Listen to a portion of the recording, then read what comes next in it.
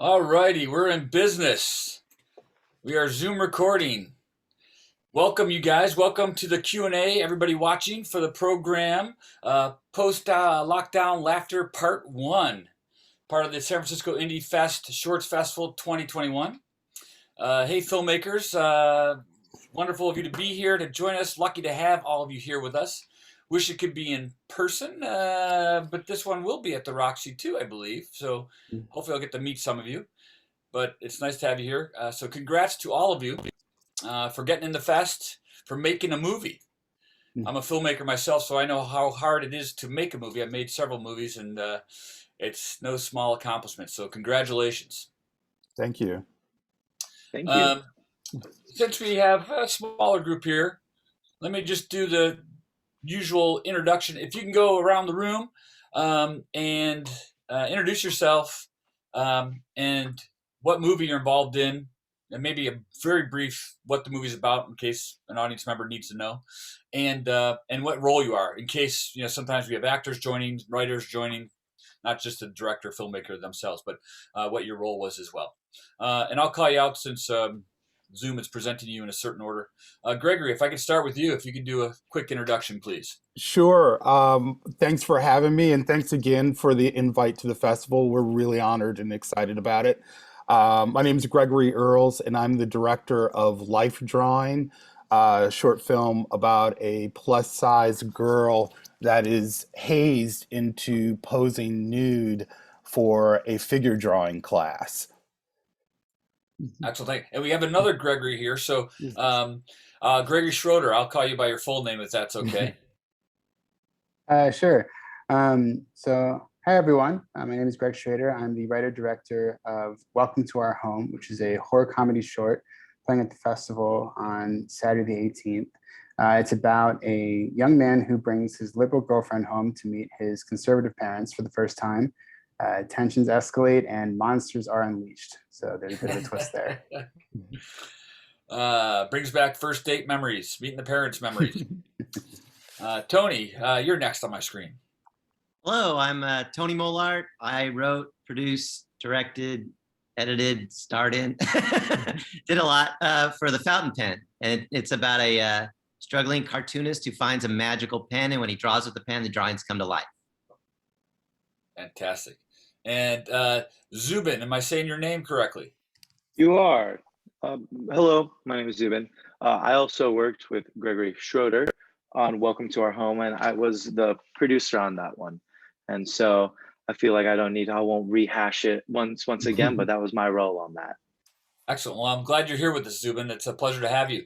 Always like the more the merrier. Okay, well, let's start off just with, it's kind of a mix, an eclectic group of shorts. That's the beauty of shorts, right? I mean, you can get a wide variety of films, and they can evoke many different things. You don't even have to maybe like the whole program or each film in the program, but that's kind of why I love shorts, is because I'm kind of maybe forced or introduced to many different films that maybe I wouldn't have chosen otherwise. But as a group, I go and see new things. And one thing for sure that this block has is humor. They all made me laugh. So thank you for that. And boy, do we need laughter now more than ever, as seems to be the case continually. So I guess my first question is, what did you want people to feel? Maybe it's laughter, simple as laughter, but what did you want people to feel? What emotion did you want people to feel after watching your movie? Gregory Schroeder, I'll go with you first.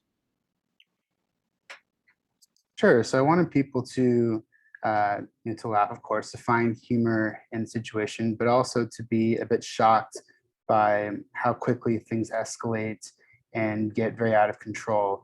And at the same time, to find that despite there being monsters in the story, that there's an oddly relatable situation for a lot of us here, particularly given that last year was an election year. And I think a lot of people, with their families or their loved ones, whether they're significant others or their friends or their families, people found that, there was some strife, there was, people struggle with their differences. And so hoping that people can see the shock as well as the humor in that situation.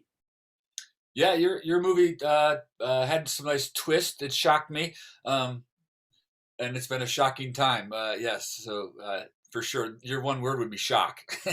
Yeah. Hey, Tony, how about you? What emotions were you hoping to convey or make people feel?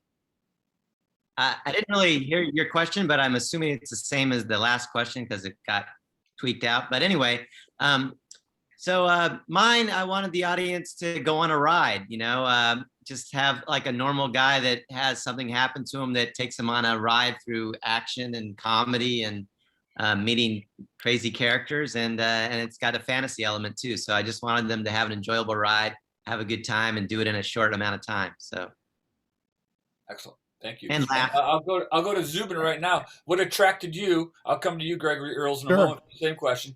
Zubin, what attracted you to the project? How'd you guys get connected, you and Tony, with this project? I was with Gregory on Gregory Schroeder. Gregory, I'm the sole producer. So the same question. How did you get connected? What attracted you to Welcome to Our Home? I think I find like in like today's environment, finding like the way that like divisiveness works nowadays, it's like an echo chamber, and there's almost a silliness to it. And when Greg came and kind of like pitched his idea, I was just immediately attracted to it because I thought it was a very funny metaphor for what happens a lot of the times when two people with disparate thoughts come together in this environment, where instead of trying to talk it out, they just kind of start screaming at each other and kind of devolve into oftentimes their worst selves. And in this way, it was obviously a very silly metaphor for that. And I thought, what a fun way to take a commentary on that kind of situation that's happening. And so that's really kind of what attracted me to the project, and we kind of developed it out over time. Cool, nice. And Gregory Earls. Yeah, that's a good question. When my producer Stacy Holderback and I, we came up with this concept of coming up with a production company where we would take on kind of social and political issues that were important to us, and try to get a message out there, but not do like a documentary because you feel like you're kind of preaching to the choir with something like that. So we wanted to do it in short film versions and something where you could first sucker people in kind of with eye candy, with something that's kind of slick or whatever. And then at the end of it, they kind of have a little message that they didn't expect to get. So we kind of just, wanted to, the emotions that they just enjoyed seeing it, enjoyed looking at it. And then if they got the message at the end, that was all the better, so it's kind of a little sugar with the medicine type of deal. Yeah. And I didn't see the message coming. Right. Whether a film, and I like that about it, that kind of like surprise. Same with Welcome to Our Home and even the Fountain Pen. And whether as filmmakers, you guys intended to have a deliberate message or knew there was a message coming, they all have somewhat of a statement behind them. And I actually like this way that they're delivered. They're not like forced down your throat. Right. Like a documentary can be, not to discourage documentaries. No, not at all. So if each of you could, and we'll continue with you, Gregory Earls, what do you think the message is in simplest form? Well, it's our film was about body positivity, and what are the it was definitely shot through the male gaze, as we should say, and so you might get somebody that might look at it for other reasons. And I gotta be honest with you, I don't think it's gonna like change the world. I don't think it's gonna change anybody's minds. But like I remember seeing a documentary a while ago with this woman who had was raised like in the '60s in a pretty racist town. And I remember the first time she saw a soap commercial with a black person like using soap, it kind of shocked her, right? And she was like, I never thought of black people getting clean before or showering before. And And you know what? It didn't really change her. Like I'm pretty sure she was probably not as racist as she was back then, but it stuck with her. Like it was still she was. It was a 30-second commercial that she saw like in the 1960s, and she was still thinking about it. Right. So that's kind of where I'm at. Like I don't think I'm going to change anybody's minds, but it'll stick with them. And I think people might, people who might not think that body positivity is a thing or plus size girls should be seen as attractive as quote unquote normal girls, but it'll make them think and say, oh, okay, so that's what's going on in the world out there, and maybe I'm the one that's left behind, so to Right. speak. And if they're starting to think about it, then you're starting maybe a conversation, even if it's in their own head, right? Exactly. That's Yep. good. On point. On point. Yeah. Yep. Yeah. All right. Who would like to go next with what they think their message, or can they explain their message if there is one in their film? Go ahead and raise your hand. I'm happy to call you out. Gregory, Okay. I'll go with the next Greg. Next Greg. Sure. So for Welcome to Our Home, the goal for me was to hold up a mirror using a very exaggerated situation to what's happening in our society all the time, and to show through a very heightened scenario that you know it's less about like saying, oh, we should behave this way or we should behave that way, but it's more about if we fight each other um, in a very dramatic and like fast escalation sort of way, things can get out of control and it can be very hard to repair those relationships in those settings. So the question I feel like the film is posing to the audience is not, is this right or wrong? It's, is this worth it to people? Is like, is the fight worth it? Yes or no? And I think that people have different answers coming out of the film. I think that's a good thing. Mhm. Zubin, I was just going to quickly, Yeah. I was going to dovetail off of that. The only thing also that I wanted to add on was as part of that question is something that we talked about early on in the development of our script was the fact that in these kind of massive fights between sides, oftentimes the people who are entrenched in their position don't change, but the people in the middle become like collateral damage. And it's people oftentimes who don't want to be they don't want to be dragged into the fray in quite the degree that the others do. And like that's in ours, there is like lasting damage that is done, so I won't ruin anything. But I thought that was like an interesting conversation, because really like that more than anything I think is something that like people kind of don't consider when they're in the midst of an ideological battle, is that once they're done with that battle, one, neither of them often changes their mind, but also again kind of what Greg was saying, like, is it worth it? Like, what was the toll that it took? And it's especially disheartening when you realize that it took a massive toll and you accomplished nothing ideologically. And this isn't to discourage people from having conversations in any way, but more like of a consideration in the approach that you take when you go into battle with someone, instead of having a conversation. Consider the people in the conversation and consider the people listening, right? And your film, very metaphorical for current events, current times. Very interesting. Tony, how about you? Well, when I created it, I wasn't really thinking about any underlying message. I think I was just expressing a feeling, like a fantasy of like what I would hope would happen in, it's similarly to in my career. All right. But people can get any message that they want to take from it. But I think possibly maybe persistence pays off and belief in yourself, and you can succeed, but that's what I got from it. I think okay. Yeah. And I think it's relevant, especially for us filmmakers or artists, right? As far as overcoming self-doubt, right? Absolutely. I would agree. Pursuing an artistic path and, trying to strive to succeed in that path. So, yeah. And is this your first film? Me? Yeah. No, I've made over 20 shorts. Yeah. No, in my memory, your bio said something about maybe this is a very personal film towards you or something like yes, that. Yes, in that respect it was, because I wrote it because I am a cartoonist, and I'm an actor and I'm a filmmaker, but I wanted to combine the artistic element cartooning with the character because that's something that I could uniquely do. So I thought that was something that I could add that make it a little different from what other people could make. So. Well, let me segue onward then and ask each of you this question too. But Tony, I'll start with you. And I think I might know the answer, but there could be other inspirations. What was the inspiration for this short film, The Fountain Pen? Well, actually, I'm a member of a filmmaking collective called We Make Movies, and they had a contest. So we had to do a short film, and I think the limit was like 7 pages or something like that. So I thought, well, what could I shoot, in like my apartment, cheaply, and because I think it was like for $2,000 or something was what you would win if you were one of the winners. And so I wrote something that I thought that I could shoot, pretty inexpensively. And then I thought, well, what would happen if I opened my apartment door and a femme fatale showed up? And I combined with the idea of, using my cartooning skills.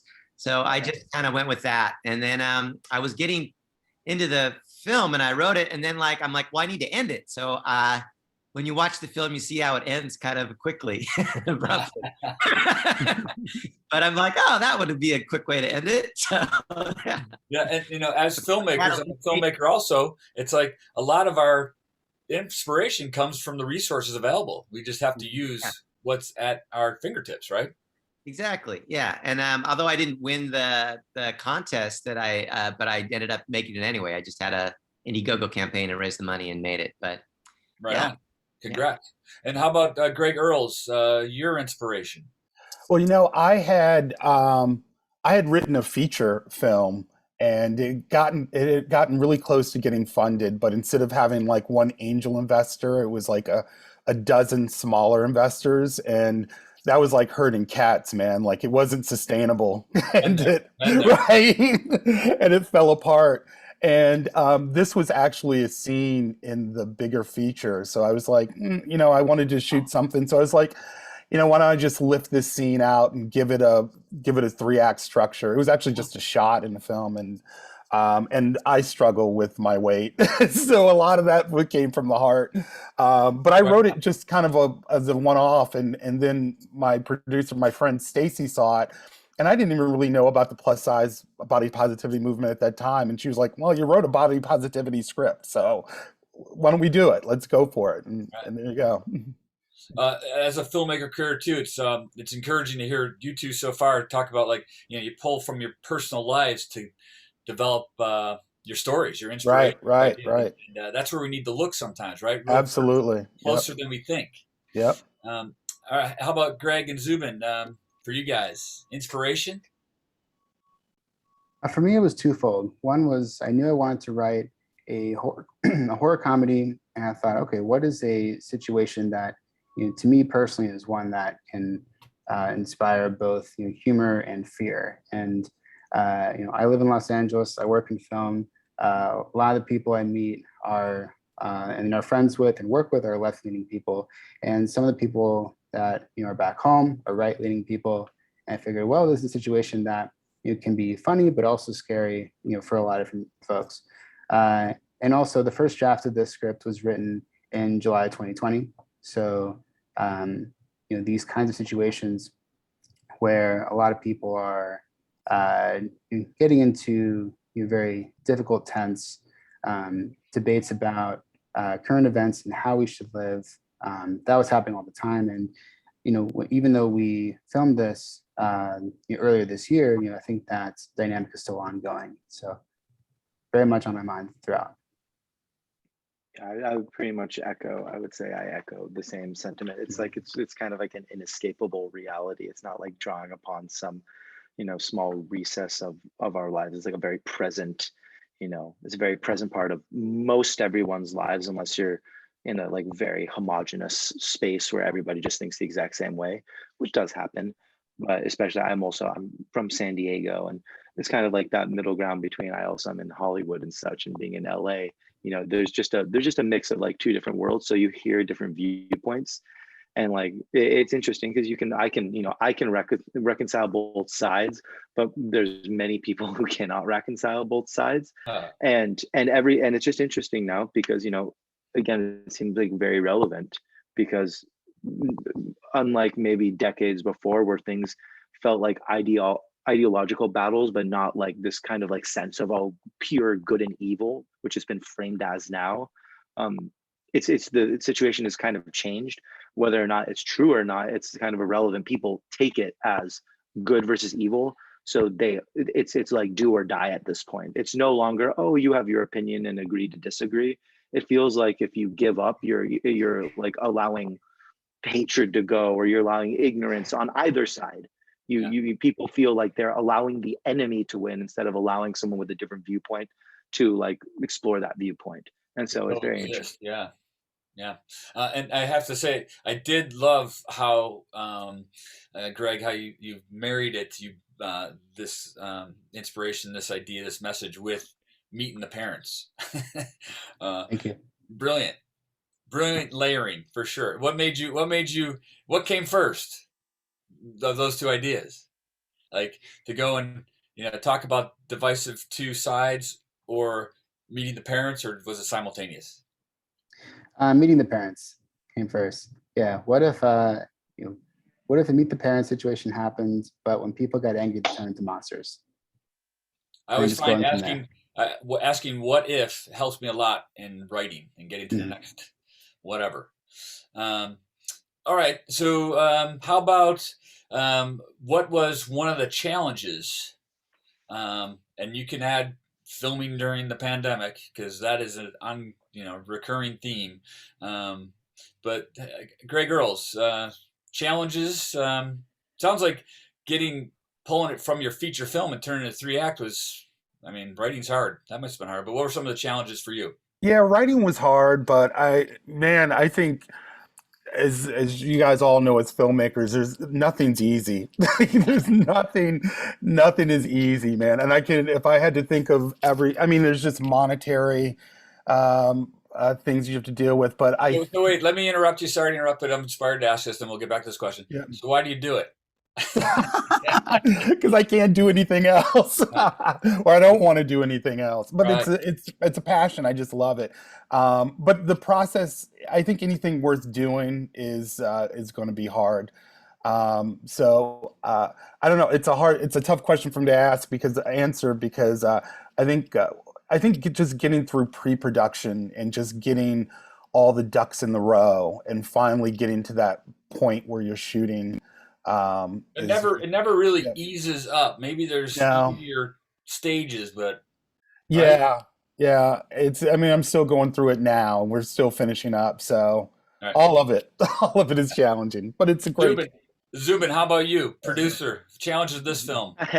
You know what's funny is I feel like I'd almost rather have Greg. I'm curious because Greg is also a producer. So I was producing for a producer, and my experience, I'm not sure what everyone else's kind of situation is. I run a production company, and we do like a ton of stuff. And so truthfully, the funny thing is the hardest part for me was the fact that in the midst of, and Greg knows because he's in the office with us, in the midst of doing this short, and shorts take time and they take care and stuff. We had, probably like 12 other jobs going of all different sizes and all different teams. And it was really hard to balance that and give it the time that it needed.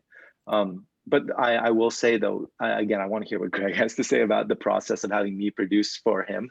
But like the one thing that was kind of a saving grace is I came from the world of big budget music videos, the like kind of $100,000 to $1 million music videos, and the scope of those things are gigantic. And oftentimes there's 100 people on set plus and all sorts of special effects and this and stunts and that. And oftentimes in the music video world, despite the fact that the complexity is astronomically high, they give us like 4 days to prep. So I'm used to prepping really complex things in really short time. And so funny enough for Greg, in shorts, oftentimes people take 6 to 8 weeks to do these things. And I told Greg, I'm like, honestly, I need about maybe a week, and that seems like gratuitous. And Greg is like panicking the whole time and I said, trust me, I've dealt with things way more complex. But I would be very curious to see what Greg's thought on that situation is. Greg? Yeah, no, I have a lot of good things to say about Zubin and his team in general. I think the entire like Echo Band Pictures. Good. Yeah, the good entire answer, Greg. You can come back. Yes. But yeah, the entire Echo Band Pictures team was really supportive the whole time. It definitely I was very aware of the fact that like Zubin and his partner Ryan Turner and everyone, they were working on 10 other things while also helping me develop the script, so that the process was, I brought them the script with one version, and the script that we shot was just like a much better version of the idea that like we had all like collaborate on together, and that's how it should be. And so for me, in terms of what was difficult about production, it had nothing to do with when we shot. We were very fortunate. We shot in the middle of June. So like you're right after everyone was vaccinated, but like before Delta was becoming a big problem. And I was very fortunate in terms of who this was shot with and who I worked with on the film. The biggest challenge for me was self-imposed with the type of story that this was. The bulk of the film takes place at the dinner table, and on the page, it's about 7.5 pages of script. And so just keeping track of everything, where you put the camera on an actor and you roll, and that actor is performing for like a solid 5 minutes with a lot of different emotional beats like throughout that time. And when you call cut and everyone's trying to talk to you about different things that all need to be addressed, and you're trying to remember, well, wait, I need to make sure that I give all of the notes to the actor that they need, while also not making it seem like they're not doing well, because they are, because the actors were fantastic throughout the whole process. So I basically set challenges for myself, and the team was very, very supportive and helping me have a successful production and having us all make a good movie together. Cool. Tony, challenges? Well, I'm going to call out the star of my film was a total diva. And that happened to be the inanimate object, the fountain pen, was a total diva because it didn't work when we needed it to work. So what was happening, like when I'm drawing at the desk, it wouldn't work. We had 2 pens. We had a stunt double fountain pen, and that didn't work either because they were real fountain pens and they were very difficult to work with. And so then what we did, one of the instances where I'm running and writing with the fountain pen, that was the most difficult one. And that one, it just didn't work. And we tried 2 different pens. And so we ended up having to shoot that running shot at a completely different location on a different day. But most people won't notice because we're in pretty tight, but we're running by, on a sidewalk by bushes and stuff. But yeah, we had to just give up on the shot and shoot it another day because we couldn't get it done in that day. So it caused all kinds of headaches. That fountain pen just didn't want to work for us. Filmmaking is just challenging period, right? You guys know, gear, people management, time, location, all that stuff. And then, some of the other challenges, unique challenges come up. And this is one thing I've learned in indie filmmaking. I don't know if someone told me or just it's repetitive. For your first films, don't involve like babies or kids. Don't involve animals. And then don't involve like food if you can, because you're going to have problems. Right. But how about you? Anybody go in have fire. Fountain pen's the first time I've heard fountain pen. Don't use fountain pens. Yeah, fire's a good one. No stunts, right? So, welcome to our home. That makeup was pretty elaborate at the end. Mm-hmm. How'd that go? It went very well, actually. The makeup artist who was in charge of the special effects makeup, her name is Nazia Athar. I'd worked with her before on an AFI thesis film that I produced, because I went to AFI as a producer and graduated in 2019. And so she and I had been on a project where we had done, we've been around with a lot of intensive special effects makeup. And so I had some familiarity with how that worked. And we made sure that we, collaborated to make sure that we had what we needed. We also kept costs down and kept the application times down, so that since we had to have both of them at the table for a lot of that day, that the 2 monsters weren't like delaying the process of production. We scheduled around them. We did a block shoot, and we shot the first day no makeup, and the second day we did a block shoot of all the makeup scenes. Got it. Yes, makes sense. And all your films are they've got a lot of style, which I like. They're very signature. And, I'm curious how how the style came about.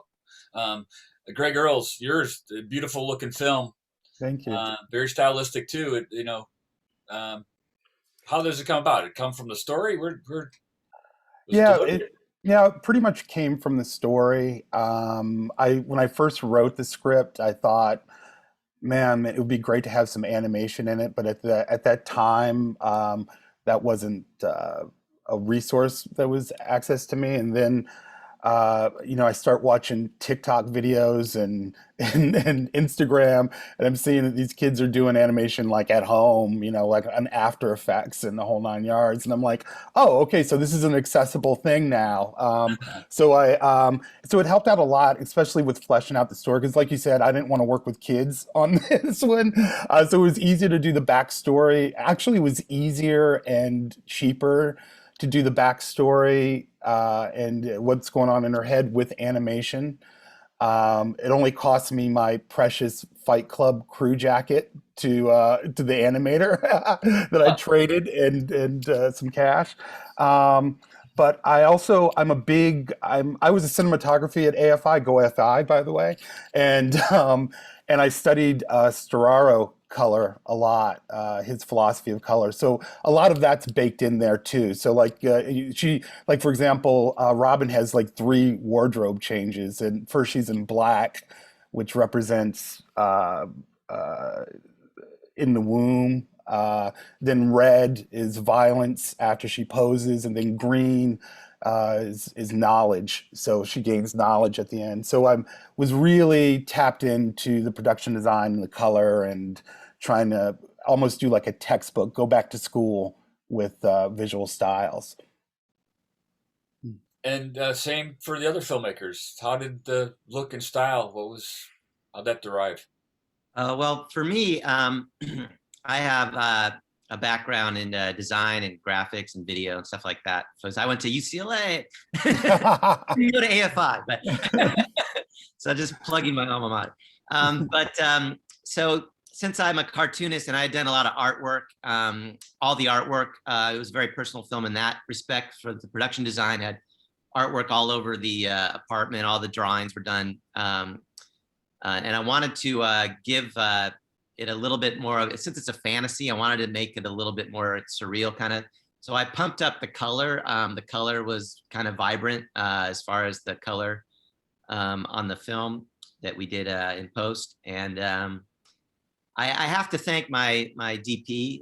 She's a really talented director of photography. She did a great job as far as working with me on the visuals and stuff like that. But yeah, I think that I pay attention to the visuals quite a bit, just because that's in your wheelhouse. I would say. You're freezing up on us there. I'm gonna go to. I was pretty focused on that. Yeah, I'm gonna go to Greg Schroeder for that question too. How's your style? Where'd it come from?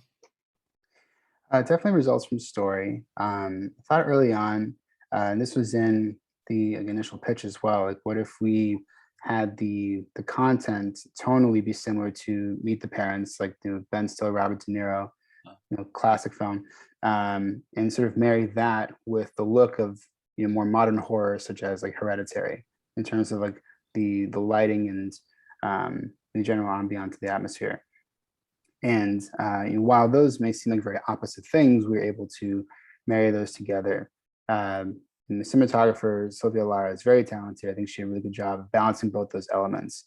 And in terms of color palette, we thought we'd have the men stay a little more neutral, since they don't turn into monsters, at least in this version of the story.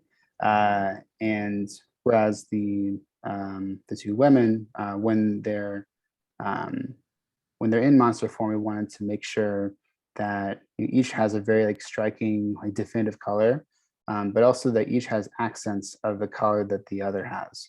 So on the one hand, like the mother turns into a dragon, so she's very red, but she has like green horns, and which matches how the girlfriend, Lena, she has like green skin that has like, accents of red like on her face. So showing that, we have two sides of the same coin, like facing off against each other in this case. Cool. Interesting. Okay, so we're a little bit short on time here. Either favorite scene, how it turned out, or favorite filmmaking moment from this project. You had a favorite moment, anecdote, or what's your favorite scene? Whoever wants to go first, think about it. Well, I'm going to just go because we're short on time. But my favorite shot, we have a following shot where we're following the woman in the film, and it kind of follows her up, and it goes to this sign in this office, and that's my favorite shot. We constructed that shot with the DP and everything, and it was a lot of fun to do. Why is it favorite? Why is it just the way it turned out, or yeah, the way it turned out visually, it looks, I think, really cool, and it's kind of like a dolly without a dolly, and it kind of follows the action, and yeah, I really like. And is it? I mean, it's satisfying, right? It really is. It looks great. Yeah, I mean, we put a lot of effort. We had to do it several times. We had like pushing a chair. We had it pushing. People had to walk in socks because they couldn't make noise because we were following her and everything, and. It was just a combination. The whole crew was involved in that shot, and everyone did a fantastic job in getting that shot because it was a kind of a creative shot that we added. And yeah, I thought it turned out really well, and I want to thank my crew for doing a great job. Nice. Zubin, you have some moments, favorites? Yeah, well, I mean, there's definitely like favorite moments and stuff, but honestly, I was pretty happy with how our we had VFX kind of scattered throughout our thing, but definitely the way that the kind of bigger VFX shot came out at the dinner table, I thought it was just kind of fun. And so ultimately definitely there's so many funny story moments and such, and there's funny kind of behind the scenes things, but I was just like very happy with how that turned out, because especially in a short, like oftentimes not a lot of people throwing in like bigger VFX shots unless the person making the film is a VFX person, and then it's like the craziest sci-fi thing you've ever seen in your life. Mm-hmm. But for someone, for that was pretty fun, and I really enjoyed that. Cool. One of the Gregs. Well, I'll just say I guess I would say the opening shot is my favorite. It starts off with a close up of Robin laying on the ground, and it does like it does a turn, not completely a 360, but and turns into camera. And I thought I was going to have to do that optically, and I had a great cinematographer named Marianne Williams, who's also an AFI grad. And she was like, nope, we can do this in camera. And she rigged it up. And it was just nice not to go digital on something like that. It was cool to see her work and get that done in camera. But there's a lot of favorite shots in there. But I guess that's the first one, because that was the first one we knocked out and we got rolling. Nice way to start. Practical effects. I like that. Practical effects, yeah. That fix it and post stuff. Right. Gregory Schroeder. Oh, there are so many fun moments from the shoot and the film in general. I think for me, one shot in particular that I really love is when like the fight has got very out of control, and the right before the big VFX shot that Zubin was talking about, there's a moment where the monsters are like chasing each other around the table, and the two men are just exasperated and walking off. I had no idea what to do, and just looking at that frame and the blocking of it, and just laughing to myself and saying, "This is ridiculous." Like at the very least, like this will be fun just because it looks silly. Yeah, so that was very fun, and there are a lot of great moments with the actors in general. Very talented performers who can improvise really well and add in a lot of things I didn't even write. Love that. I love those moments that are created on set when it's just like everybody's a team, whether it's because we're all in the same headspace or we're all in the same scene. We're all there present, we're in the moment. It's pretty magical when that happens on set. All right, last question. Any advice for your fellow filmmakers or future filmmakers that may be watching this? Well, I gotta tell you, The best advice I got was my first day of school. Upperclassman said to me that the only people that make it in this industry are the ones that have to, not necessarily the best or most talented, but the people that stick with it. And I think that's, I mean, and I've seen that firsthand. So with the people I've worked with, so I just say if it's something you want to do, you just got to stick with it and do the grind. Thank you. Well, I had good fortune to meet a really successful producer, and his name is Peter Guber. He's made a ton of huge movies, but his advice was keep making films. And so that's the advice I would impart to everyone else is, you know, whether you shoot it on an iPhone or you just use your resources and keep making films, because you learn by doing, basically. So that's what I would say.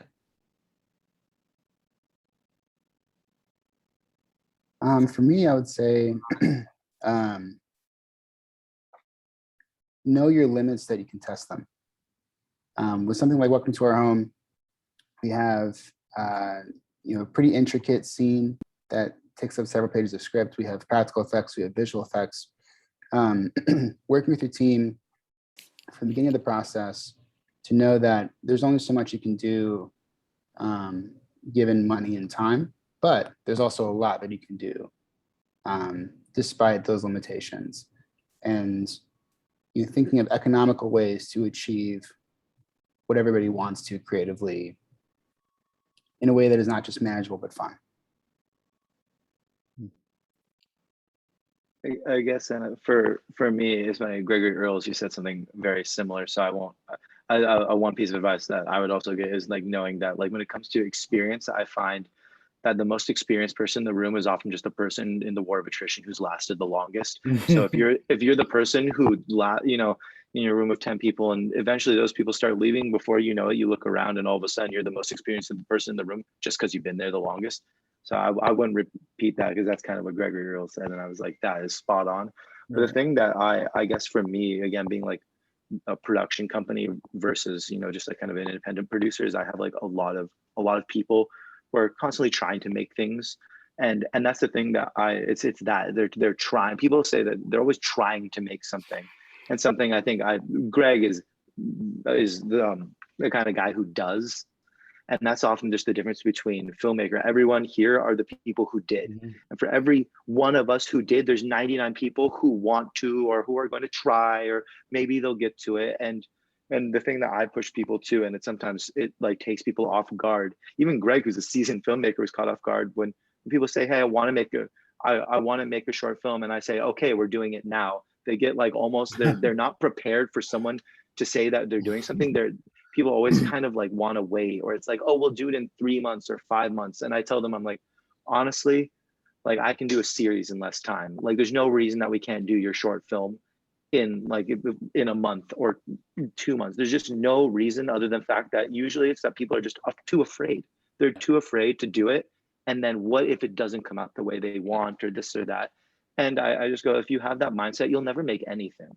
And especially being in Hollywood, I just know too many people who talk a lot about the things they're going to make, and then the years go by, and then maybe they make one thing in 3-4 years, and it's just because they just didn't have the courage to potentially fail. And oftentimes the moment you do it, like, it's rare that you actually fail. At most you learn.